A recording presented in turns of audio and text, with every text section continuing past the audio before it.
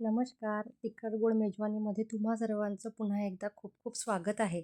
आज आपण बनवणार आहोत घरगुती शुद्ध तूप, तेही पारंपरिक पद्धतीने.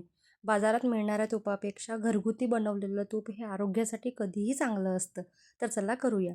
मी इथे साधारण 15 ते 20 दिवस साय जमा करून फ्रीजमध्ये ठेवली होती. आपल्याला जेव्हा पण तूप बनवायचं आहे, तेव्हा 2 ते 3 तासाआधी फ्रीजमधून साय बाहेर काढून ठेवायची, म्हणजे साय थोडी नरम पडते. आता आपण काय करायचं, विरझण लावायचं. त्यासाठी मी इथे 2 चम्मच दही घेतलेलं आहे. दही थोडंसं फेटून घ्यायचं आणि सायमध्ये मिक्स करून घ्यायचं. आणि विरझण साधारण 7 ते 8 तास लावून ठेवायचं, म्हणजे साय छान विरजते. आता तुम्ही बघू शकता 7-8 तास झालेले आहे. साय छान विरजल्या गेलेली आहे. त्याला पाणी पण सुटलं आहे. आता काय करायचं, तूप करायला घ्यायचं. आता आपण इथे गार पाण्याचा यूज करायचा. गरम पाणी घ्यायचं नाही, गार पाणी घालायचं आणि रवीने छान घुसळून घ्यायचं. आता खूप लोकं काय करतात, की मिक्सरचा वापर करतात. मिक्सरमध्ये थोडी साय घालतात, पाणी घालतात आणि वाटून घेतात. पण मला रवीने घुसळलेलं तूप जरा जास्त चांगलं वाटते. साधारण 10-15 मिनिटामध्ये हळूहळू जरी तुम्ही घुसळत गेला, तरी पण लोणी आणि ताक हे वेगळं व्हायला लागतं.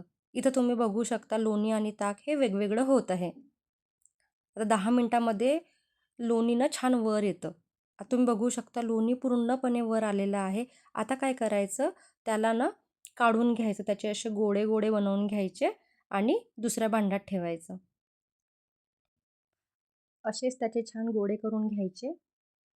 आता हे ताक फेकायचं नाही. हे ताकाची आपण कढी करू शकतो, बेसन करू शकतो आणि ते पिऊ पण शकतो. आता आता ताक आपण काढून ठेवलेलं आहे. एकच भांडं यूज करायचं, जास्त भांडे भरवायचे नाही. आता काय करायचं, हे जे लोणी आपण बाहेर काढलेलं आहे ना, त्याला ना छान धुवून घ्यायचं. 2-3 पाण्याने धुवून घ्यायचं.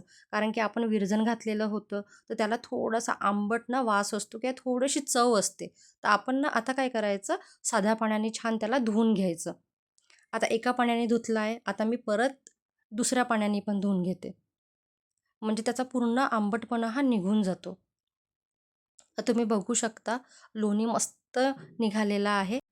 आता काय करायचं, कढई घ्यायची, थोडी जाड घ्यायची आणि लोणी टाकायचं आणि मध्यम आचेवरती साधारण 10 मिनिटे त्याला उकळवून घ्यायचं.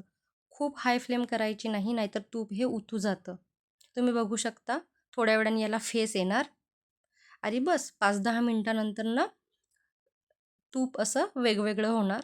तुम्ही बघू शकता. बस 10 मिनिटानंतरच होते. कमी आचेवरतीच होऊ द्यायचं आणि मी इथे विड्याची पानं घातलेली आहे. तुम्ही तुळशीची पानं पण घालू शकता. मी आधी तुळशीची पानं घालायची. हे मी फर्स्ट टाईमच विड्याची पानं टाकले आहे आणि थोडीशी जिरेची पूड घ्यायची आणि मीठ टाकायचं. हे ऑप्शनल आहे. जर तुम्हाला हवं असेल तर घाला, नाही तर नका घालू. पण त्यांनी तुपाची चव ही भन्नाट येते. बस तूप आपलं तयार आहे. पाण्याचा शिडकावा करायचा आणि बस 1 मिनिट त्याला झाकून ठेवायचं. बस 1 मिनिटानंतर आपलं तूप तयार आहे. छान तुपाला थंड होऊ द्यायचं आणि मग काचेच्या भरणीमध्ये गाळून घ्यायचं.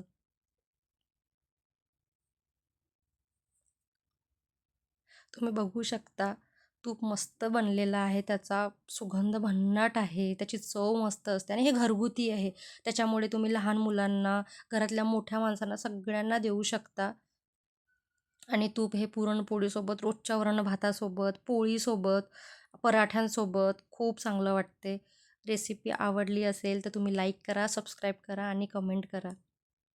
Thank you so much.